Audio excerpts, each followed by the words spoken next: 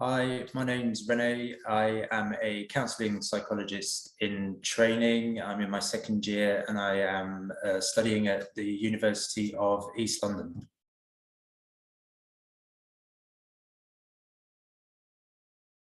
When I decided that I wanted to become a therapist, I think I was then looking at, how, what experience, what training experience would I need that would allow me to become the best therapist that I could.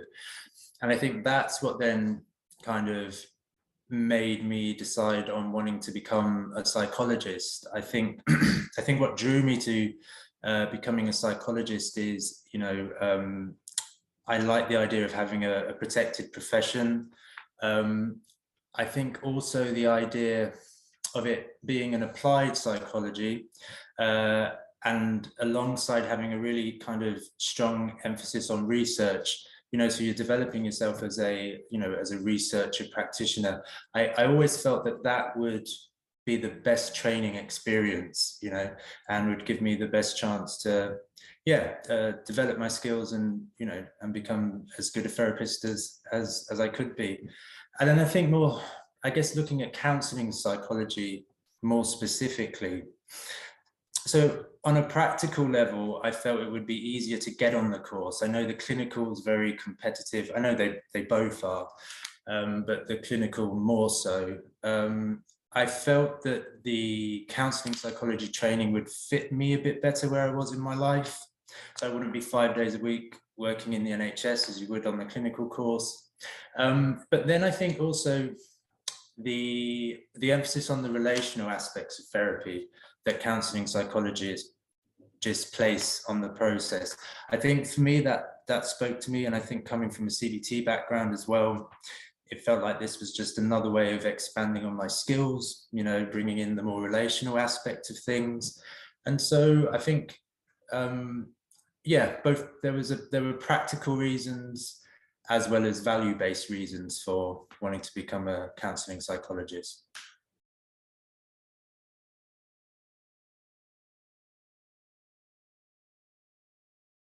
It's funny, I think I think the things that are the most rewarding are also the things that are the most challenging. I think what's unique about these types of courses is that, there's a whole other layer to them where, you're really being asked to, to learn about yourself alongside, obtaining a degree in a profession and learning how to be a therapist. And so yeah, you have this 3-year process where you're really kind of expanding your own awareness and then learning about what you do with that awareness and how it can be in service of your clients and yourself as well. And I think it's almost a bit of a privilege to have 3 years of being able to do that. But it's a challenge as well, and it's on top of everything else that that you have to do, all of your assignments and that, juggling your placements. And then I think that's the thing at the core, the kind of, there's such a strong reflective component to the course. And so that's really rewarding, but it's challenging because you have your supervision at university, you've got supervision on placement, you have personal therapy that you have to attend, you have the reflective components to the course. And so there's all of these different areas that you have to manage on your own, sort of thing, and take responsibility for, which is a challenge. And it's not something that other degree or doctorate courses might, require of you to do, but that challenge is very rewarding. I think, that process, you learn so much about yourself, and I think it's really, that's one of the best things about the course, I think.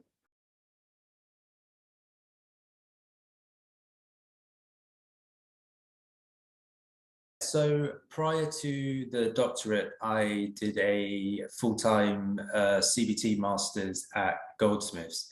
And then I worked for a year in an IAP service before doing the doctorate. And so, I mean, yeah, absolutely that helped, because I think most doctorates, they ask that you have a year's experience, clinical experience, working with clients face to face.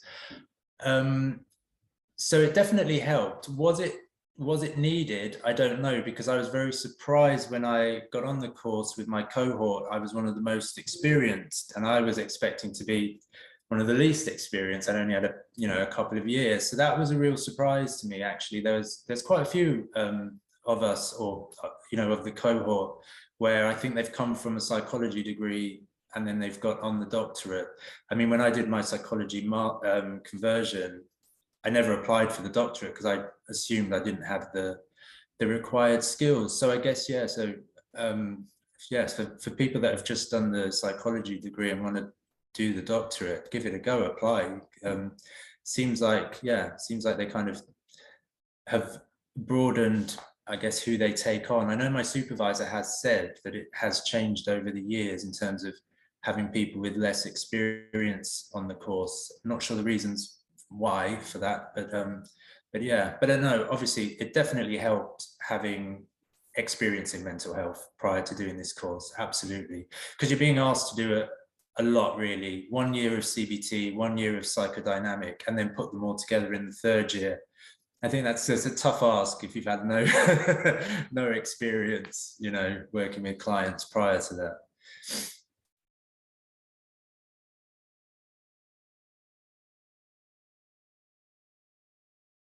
So I think for me, the masters that I did at Goldsmiths, I guess it was it was different to say the high intensity training that you might do through the NHS, and it was very contextually focused, and they paid a lot of attention to the therapeutic relationship.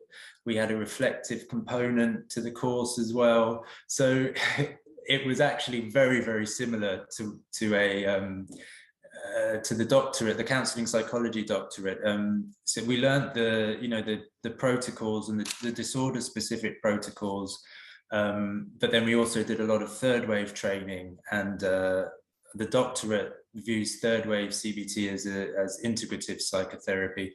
So for me, I can't think of many differences, to be honest. If I had maybe gone through the NHS IAP, the high intensity route, it would have felt quite different, the training to the doctorate. But no, it felt very, very similar, actually. Yeah.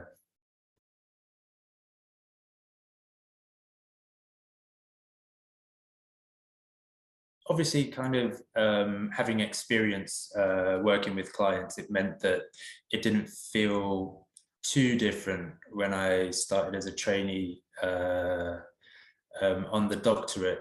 Although in second year, working psychodynamically, being really paying attention to, the emotional communication that goes on in the room, transference and counter transference issues. I mean, that's been a real new experience, I think, really kind of, centering in on a different framework. But I think in terms of, so it might be useful thinking about, my first early days as a trainee on the CBT course. I think the key was, I think, getting into that headspace that, this process is as much about me as it is about learning about, how to be a therapist and how to work with clients. And I think doing the reading is really important. I think getting to grips with the understanding that it's very autonomous, this course. I think a lot of people are hoping that the lecturers are going to, kind of teach them how to, do everything, but so much of it just has to come from your reading and your experience of the process, and applying it all in your own way, I think. And I think also, just if that, when you're really anxious at the beginning, just to strip it back as well to what it is. You're two people in a room, and you're just trying to understand someone and kind of help them together work on what it is that might, change things for them. I think that's helpful to strip it back a bit sometimes as well. And yeah, your intuition in the early days, I think, is quite useful. And it's funny then, doing the psychodynamic training, it's like that's really kind of come back into it in a more specific way.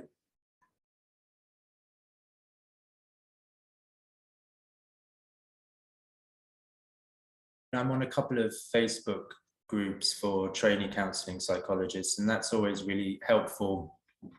I guess that sense of a shared experience, but also the stuff that gets posted, and if people are looking for advice or placements, or there's,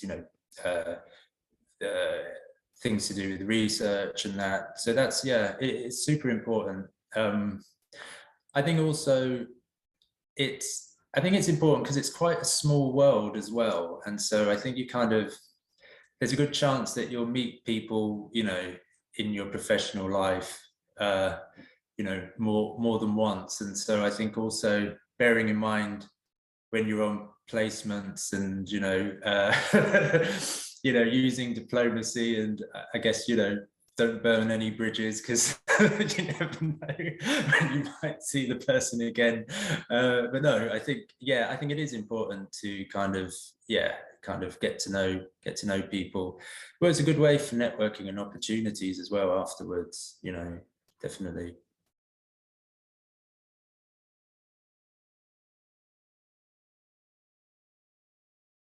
I think counselling psychology does have a lot to offer.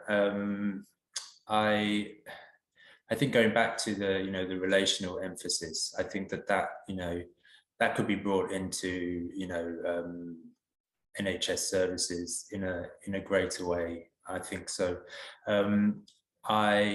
At UEL, they place a lot of emphasis on social justice, social inequality. They view our profession as being activists in a sense, and I would, and I support that position. I think we are in a position where we can influence change, and so I think it would be interesting to see what happens, because I think on one level it does feel like everything is also converging. I think that the clinical course has become more like the counselling psychology course, and I think the counselling psychology course has kind of become a bit more like the clinical. So it will be interesting to see, although I do feel it has a separate place, it will be interesting to see if it does remain separate, or if we actually just kind of merge into evidence-based psychotherapy.